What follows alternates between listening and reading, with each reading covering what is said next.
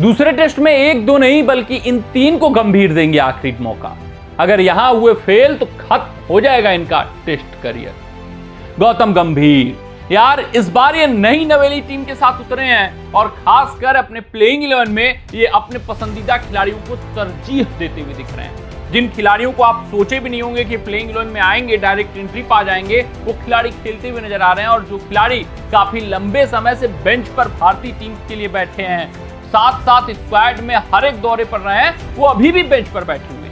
उनके पास मौका था कि इन खिलाड़ियों को मौका देकर जितने देर तक अभी तक इंतजार था उस इंतजार का अच्छा फल इनको दे देते, लेकिन ऐसा वो करते हुए नहीं दिखाई दे रहे। सिर्फ और सिर्फ पर्सनल प्रायोरिटी देते हुए नाइंसाफी करते हुए दिखाई दे रहे हैं। लेकिन ये जो प्रायोरिटीज हैं, टेस्ट क्रिकेट हो, वनडे क्रिकेट हो, भारतीय क्रिकेट में आप ज्यादा दिन तक नहीं दे सकते।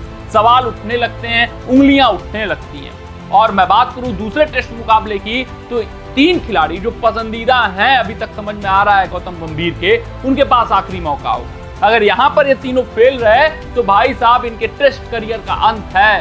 क्योंकि जब आप पसंदीदा बन जाते हैं किसी के, जब आपको प्रायोरिटीज किसी अन्य खिलाड़ियों के ऊपर दिया जाने लगता है, तो फिर फेल होना गुनाह बन जाता है। और ऐसा ही कुछ इन 3 खिलाड़ियों के लिए भी हो सकता है। दूसरा टेस्ट मुकाबला इनका प्लेइंग 11 में होना तय है, ये बात प्रैक्टिस सेशन देख कर लग चुका है।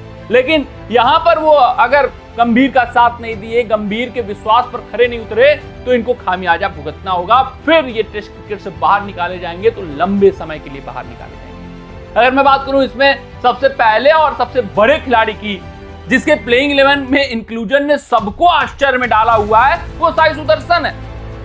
यार साई सुदर्शन ये प्लेइंग 11 में क्यों है, ये सबसे बड़ा सवाल है। उससे भी बड़ा सवाल है स्क्वाड ही में क्यों है।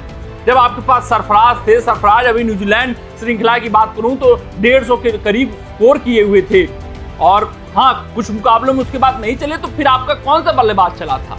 कौन सा ऐसा बल्लेबाज जिसके ऊपर आप हाथ रखकर कह सकते हैं कि नहीं ये कंसिस्टेंटली स्कोर किया था? जब सब फेल हुए थे उसमें सरफराज भी फेल कर गए, तो क्या हो गया? कौन सा गुनाह हो गया सरफराज द्वारा?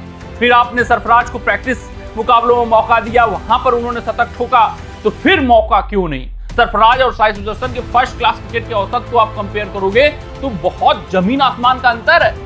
उसके दम पर, उसके बुनियाद पर सिर्फ और सिर्फ सरफराज को प्लेइंग स्क्वाड में होना चाहिए था, और सरफराज नहीं है। साई सुदर्शन को पर्सनल प्रायोरिटी दिया गया, अपना पसंद दिखाकर उनको सेलेक्ट किया गया कि हम कुछ आउट ऑफ बॉक्स करेंगे। यार आउट ऑफ बॉक्स और T20 में हो सकता है, आउट ऑफ बॉक्स आप कुछ हद तक ODI में कर सकते हैं, लेकिन प्रोसेस टेस्ट क्रिकेट में फॉलो होता है।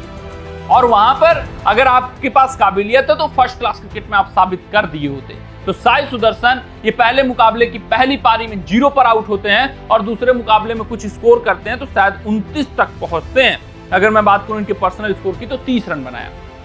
अब इनके पास आखिरी मौका है, क्योंकि अभिमन्यु शरण एक बेहतरीन, एक होनहार खिलाड़ी जो फर्स्ट क्लास क्रिकेट में 100 से ज्यादा मुकाबले खेल चुका है और औसत लगभग 50 का रखा हुआ है। और उससे भी बड़ी बात कि हर एक विदेशी दौरे में भारतीय टीम के स्क्वाड का हिस्सा रहे हैं बतौर बैकअप ओपनर। तो अब मौका मिला है आपको इनको नंबर 3 पर खिलाने का, तो आप साई सुदर्शन को प्रायोरिटी दे रहे हो और अभिमन्यु शरण के साथ नाइंसाफ भी कर रहे हो, बेंच पर बिठा रहे हो आप। तो फिर तीसरे मुकाबले में भाई उंगलियां उठेंगी, सवाल उठने लगेंगे अगर साई सुदर्शन फेल हुए। फिर ये जो आंकड़े हैं साई सुदर्शन के फर्स्ट क्लास क्रिकेट की 29 या 30 का औसत है, वो एक्सपोज होंगे, वो वायरल होते हुए नजर आएंगे। फिर गंभीर कुछ नहीं कर सकते, चाहे जितना बचाना चाहें कि भाई हमने IPL में देखा हुआ है टैलेंट। यार T20 या टेस्ट में आपको प्रोसेस फॉलो ही करना पड़ता है। बात करो दूसरे खिलाड़ी के जिसके पास आखिरी मौका है, जिसके सिलेक्शन ने सबको आश्चर्य कर रखा है, वो प्रसिद्ध कृष्णा। किस बुनियाद पर, किस तरीके से प्रसिद्ध कृष्णा को सिलेक्ट किया गया, यही सोच से परे वाली बात है। आप कुछ अलग करना चाहे, ऑस्ट्रेलिया दौरे पर हर्षित राणा को पिक किया। हर्षित राणा एक मुकाबला खेले, 1-2 विकेट निकाले, दूसरा खेले, फिर दूसरे में अच्छा नहीं खेले तो बाहर कर दिया गया और लंबे समय के लिए बाहर हुए। फिर इंग्लैंड दौरा आता है तो आपके लिए प्रसिद्ध कृष्णा खास बन जाते हैं, क्योंकि IPL में आपने उनके प्रदर्शन को देखा, समझा। तो हर्षित राणा एक श्रृंखला में आपकी पसंदीदा खिलाड़ी बने, तो देख रहे हैं आप उनका करियर अभी स्क्वाड में नहीं है, अभी प्रसिद्ध कृष्णा बने हुए हैं। पहले मुकाबले में हसर देखा 6 की इकोनॉमी रेट से रन लुटाए हैं, दूसरी पारी में भी 6 की इकोनॉमी रेट से रन लुटाए। टेस्ट क्रिकेट में भयावह है, ये शर्मनाक बात। प्रसिद्ध कृष्णा का लाइन लेंथ में कोई कंसिस्टेंसी नहीं, कोई निरंतरता नहीं है। और दूसरा टेस्ट मुकाबला इनका आखिरी भी बन जाएगा, क्योंकि अर्शदीप जैसा होनहार खिलाड़ी बेंच पर बैठा हुआ है। जिसने अपने आप को T20 और ओडीआई में अंतरराष्ट्रीय स्तर पर प्रूव किया हुआ है, जिसके पास स्विंग गेंदबाजी की काबिलियत है, जो लेफ्ट आर्म पेस गेंदबाजी कर सकता है, आपकी तेज गेंदबाजी में वैरायटी ला सकता है। तो प्रसिद्ध कृष्णा अगर फिर से रन लीक करते हुए दिखे, पिछली बार तो बुमराह थे, कवर अप कर ले रहे थे, इस बार अगर बड़े अंतर से भारत हारी, फिर प्रसिद्ध कृष्णा को आप प्लेइंग इलेवन में नहीं ही देखने वाले हैं। वहीं मैं बात करूं तीसरे खिलाड़ी की, वो करुण नायर है। हाँ, इस खिलाड़ी ने अपना टेस्ट रिकॉल अर्न किया है, मेहनत की है। साई सुदर्शन की तरह और प्रसिद्ध कृष्णा की तरह नहीं कि पर्सनल इनको तरजीह दे दी गई है। हाँ, इनका मेहनत है, इनके खून पसीने का अर्निंग है, मैं कहूंगा। ये तभी भारतीय टीम की स्क्वाड में आए और इनका प्लेइंग इलेवन में भी स्थान बनता था। बट क्या बात है, बात यह है कि आप कमबैक करने वाले खिलाड़ी, और कमबैक करने वाले खिलाड़ियों को बहुत मौका नहीं मिलता है। आपको जो 2-3 गिने चुने मौके हैं उसमें अपने आप को साबित कर लेना है, वही करुण नायर को करना होगा।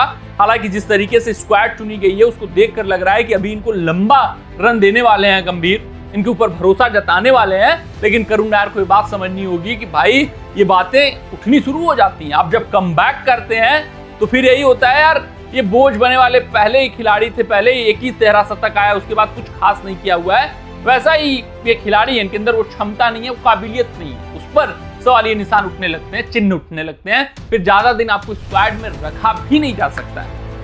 तो करुण नायर को समझना होगा, प्रूव करना होगा, अंतरराष्ट्रीय स्तर पर प्रूव करना होगा। फिर बातें हो जाएंगी फर्स्ट क्लास क्रिकेट और अंतरराष्ट्रीय स्तर में अंतर है।